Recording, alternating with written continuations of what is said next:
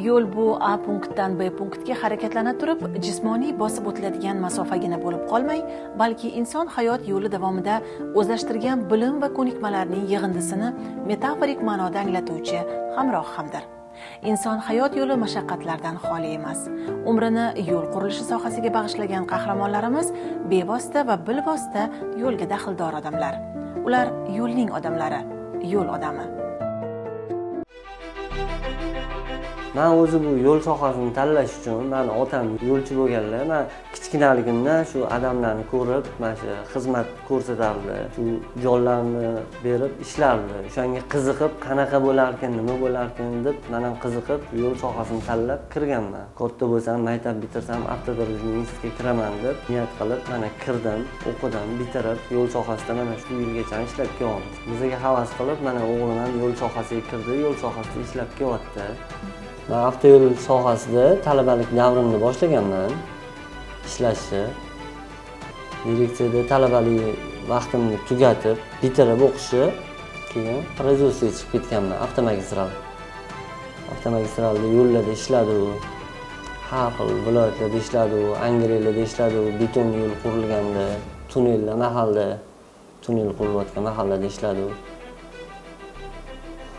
Keyin avtomagistral dan keyin yo'llohaga o'tdim.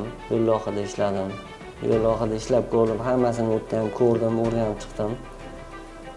O'tdan keyin yo'llohadan keyin yo'lloha ekspertizaga keldim. Yo'lloha ekspertiza hozir endi keyingi markaz bo'ldi.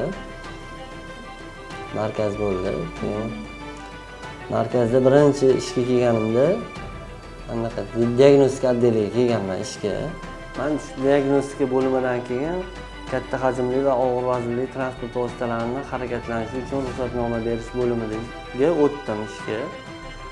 Ishga o'tgandan keyin bu yerda ish boshladik. Bu yerda biz komandirovka xizmat safariga chiqqanimizda O'zbekiston bo'ylab katta hajmli yuklarni xavfsizligini ta'minlab, yo'llarni o'rganib, masalan ko'priklar keladi. Ko'priklardan o'ta olaydimi, o'ta olmaydimi, keyin misol uchun ko'prikdan o'ta olmasa, bo'yi xalaqit qilsa, uni yo'nalishini o'zgartirib, aylantirib o'tishimiz kerak. Kengligi bor uni, eni bor, bo'yi bor, qayrilishda radiuslari bor. O'shalar xavfsizligini ta'minlab, yo'llarni polniy marshrutini, yo'nalishini o'zgartirib kelamiz xizmat safariga chiqqan. Mana xizmat safariga chiqqan mahalimizda xizmat safarida ham endi borib ishimiz oson emas. Har bir ishning o'ziga yarasha qiyinchiligi bor. Qiyinchiliklarni ko'rib, bajarib, lekin u qiyinchiliklar ham biz uchun uncha bilinmaydi, chunki nimagaki biz o'zimizni kasbimizni yaxshi ko'ramiz. Shuning uchun uncha qiyinchilik bilinmaydi.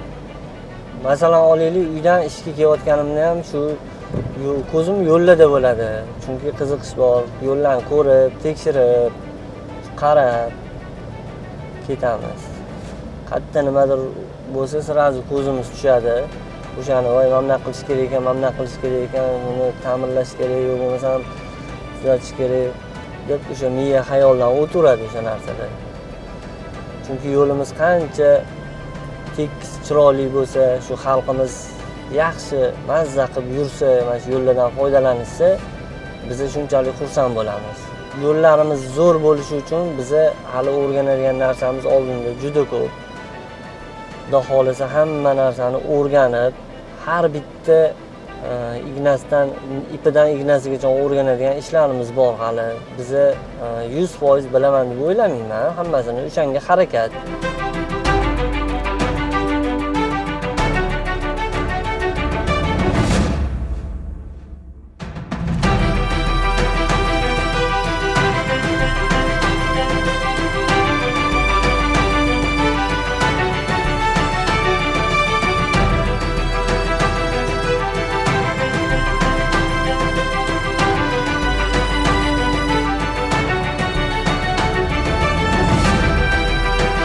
Mani ishim boshqalar uchun oddiy ko'rinishi mumkin, lekin yo'ldagi xavfsizlikka, tartibga o'z hissam bor deb bilaman. Otam yo'lchi bo'lganlar, men ham yo'lchiman. kelajakda farzandim ham yo'lchi bo'ladi. Men o'z yo'lchiligimdan faxrlanaman.